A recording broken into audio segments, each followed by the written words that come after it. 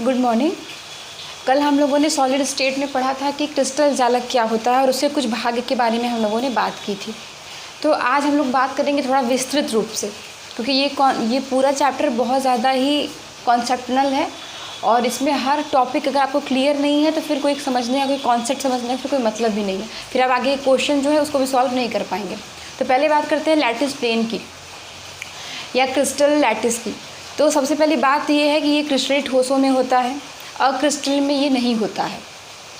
क्रिस्टलीय ठोस मतलब कह सकते हैं कि किसी भी क्रिस्टलीय ठोस में जो नियमित और निश्चित ज्यामिति होती है वो एक क्रमिक अंतराल पे पुनरावृत्ति होती रहती है, यानी जो उसके अवयवी कण होते हैं वो एक निश्चित और नियमित अरेंजमेंट से जुड़े होते हैं एक दूसरे से।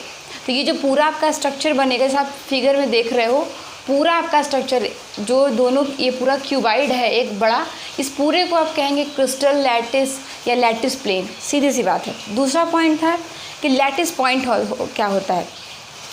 जो पॉइंट आप देख रहे हैं A B C D E F G H, ये जहाँ पर ये सारे जोड़ हैं, जहाँ पे सब सारे अवयवी कण उपस्थित है, ये जो पॉइंट है इसका मतलब है कि यहाँ पर आपका परमाणु आयन हो सकता है। अब जिस भी एलिमेंट जिस भी कंपाउंड का हो, NaCl का भी हो सकता है, लेकिन यहाँ पर सिर्फ बात है अभी लैटिस पॉइंट की। तो लैटिस पॉइंट का मतलब होता है कि इस क्यूबाइड में जो भी आपके एलिमेंट लगे हुए हैं, जो भी आपके आयन लगे हुए हैं, जिस जिस पोजीशन पे हैं उसको आप कहते हैं लैटिस पॉइंट। इस एग्जांपल में मैंने इसको शो भी किया हुआ है, जो आपके A B C D ये सब आपके लैटिस पॉइंट हैं।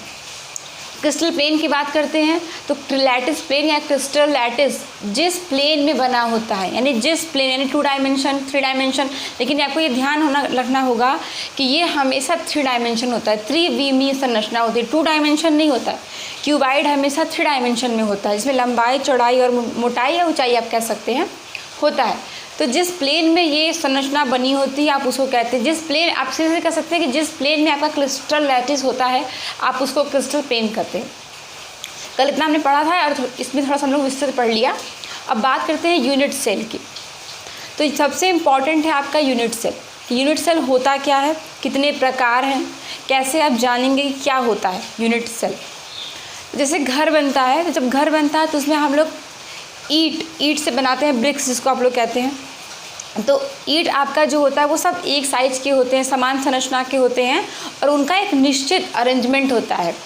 तो जिसमें जब जो आपकी ईट है वो आपका यूनिट सेल कहलाएगा। यानी जैसे देखिए जो मैंने स्ट्रक्चर बनाया है उसमें आपका ये स्ट्रक्चर जो है आपका क्यूबाइड है, ये बार बार रिपीट हो रहा है, यानी इसी को क्यूबाइड से ये स्ट्रक्चर बना है पूरा। इसका मतलब आप कह सकते हैं कि सबसे छोटी जो इकाई है किसी भी स्ट्रक्चर की, सबसे छोटी इकाई, यानी जो बार बार रिपीट होके बार बार नियमितता हो रही है, उसमें क्रमिकता हो रही है, तो हमें जो एक स्ट्रक्चर प्राप्त होता है उसको जो सबसे छोटी इकाई है आप उसको कहेंगे यूनिट सेल।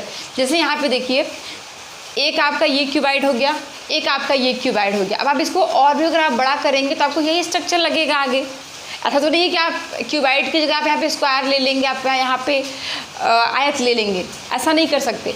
आपका क्यूबाइड ही बार बार रिपीट हो रहा है, जो बार बार रिपीट होकर आपका क्या बता रहा है, क्रिस्टल लैटिस बना रहा है। यूनिट सेल ही बार बार रिपीट होकर, यानी बार बार पुनरावृत्ति होती है एक निश्चित और नियमित आकृति की, जो हमारा एक क्रिस्टल लैटिस का निर्माण करता है।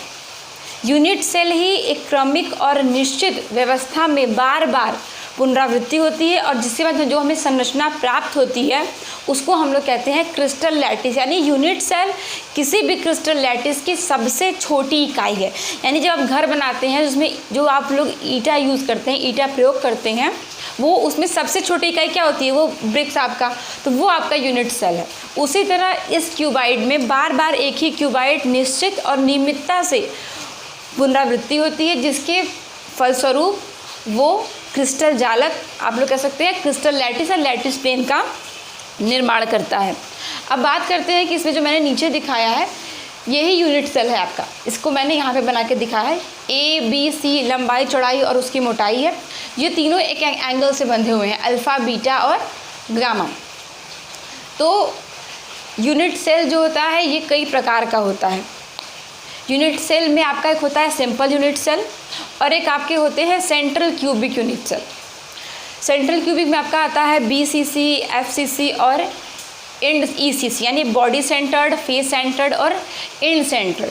तो अभी इस क्लास में सिर्फ इतने पर ही चर्चा होगी।